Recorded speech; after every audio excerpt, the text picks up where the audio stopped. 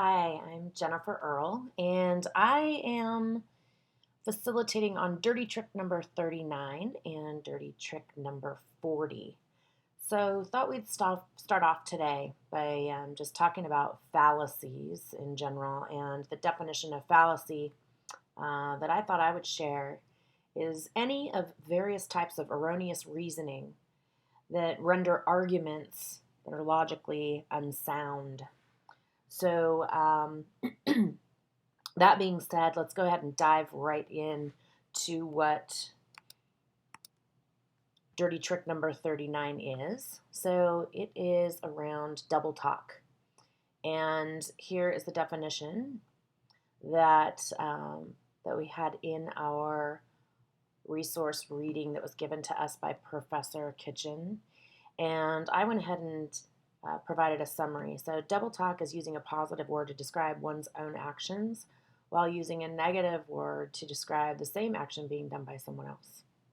So as you can see here, it is, the good when I do it, bad when you do it. The example given is that it's brave and courageous when we have someone, as an example, from another country who gives us intel. But if we have someone from our own country who provides another country with information, they are a traitor. So there's an example there. And now I thought that I would just play a video that lends itself to to some double talk. Here we go.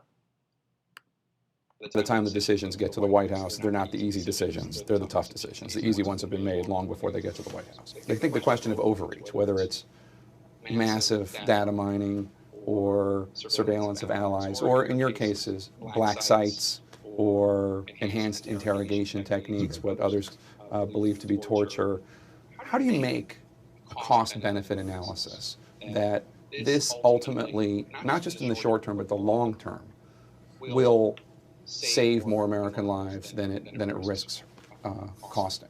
Well, the way, let's take some of the programs we have talked about and that have become public, such as the terror surveillance program that we set up in right after 9/11, or the enhanced interrogation techniques we used on Khalid Sheikh Mohammed, the mastermind of 9/11. In both those cases, we went to great lengths to make certain we'd work closely with the lawyers and the Justice Department to know where the line was. You can go this far and no further, so that we didn't violate any international commitments or obligations. So when people say torture, that may be their opinion, but with respect to the attorneys and the lawyers that are charged with reviewing what we do, it was not torture. I don't believe it was torture.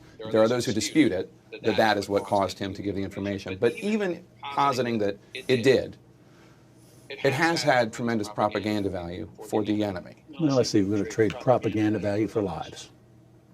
But can't propaganda value cost lives? No, I think in this case, there are bound to be critics out there. There's no question but what it was controversial. It was the right thing to do. We looked at it very carefully. I was a chief advocate of it, helped get it all set up and established. I believe deeply in what we did. I think it was the right thing to do.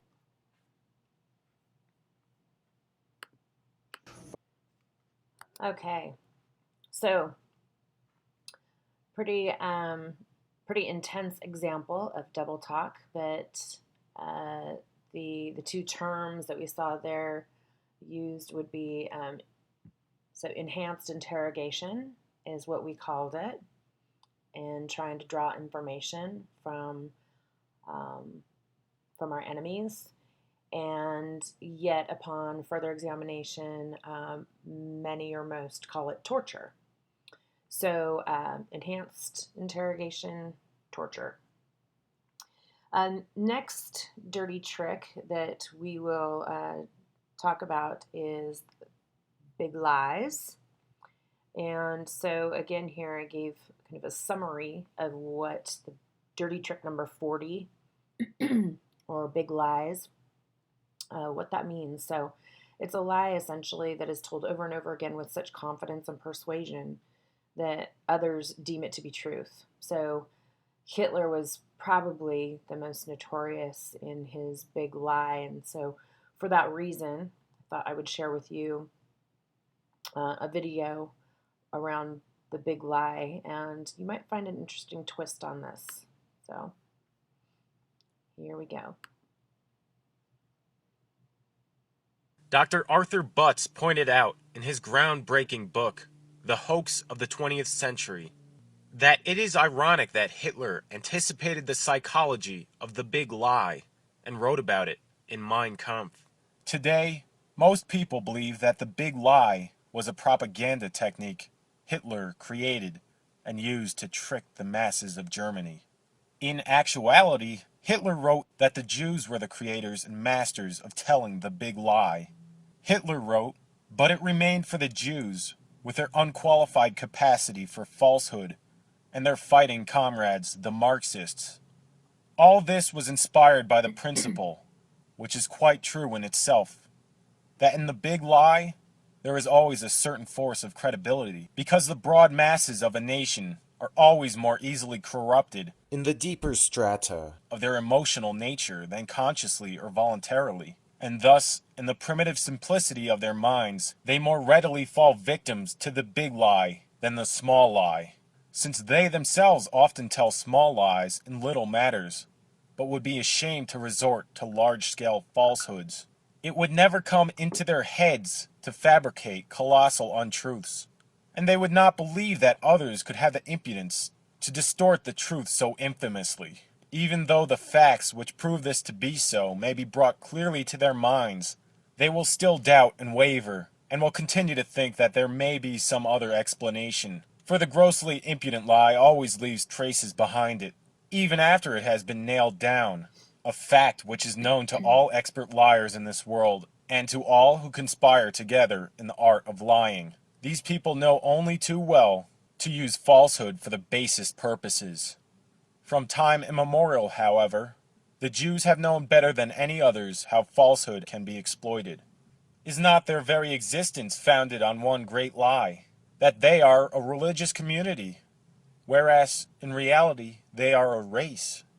And what a race! One of the greatest thinkers that mankind has produced has branded the Jews for all time with a statement which is profoundly and exactly true. He called the Jew the great master of lies. Those who do not realize the truth of that statement, or do not wish to believe it, will never be able to lend a hand in helping truth to prevail.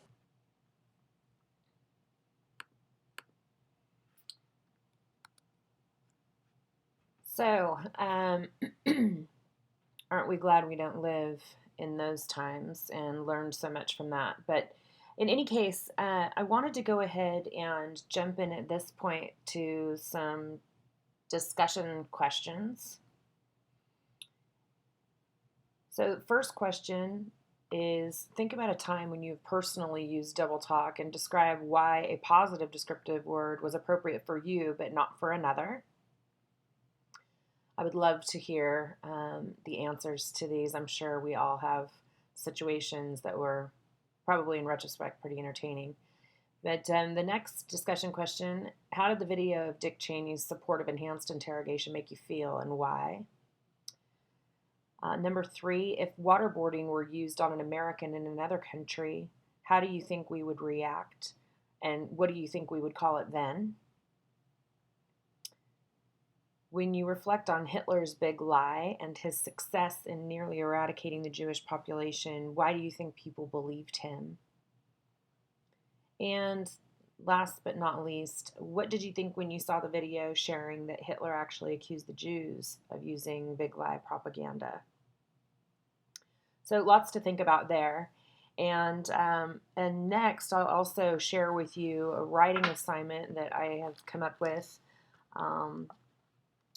in direct relation to dirty trick number 39 and 40. So this is an imaginative writing assignment, and I'd like you to describe in detail what our world might be like without double talk or big lies. And I'd also like to provide you with an activity. And so the activity for this particular for these particular fallacies is to go onto YouTube and watch one of the videos or video clips of one of the debates. Doesn't matter whether it's Republican or Democratic, and see how many instances of double talk you can find, and whether or not you can identify any big lies. So, plenty of clips to pick from in YouTube. I went and checked myself, so lots to choose from. So have fun with that. And the last thing that I'll leave you with, and may not be such a surprise, but little trivia here. So did you know that now the most prominent political speaker that is caught arguing with logical fallacies is Donald Trump? So I'm sure that doesn't surprise too many of you. But anyway, well, I hope you found this educational, and if you have any questions, let me know. Thanks.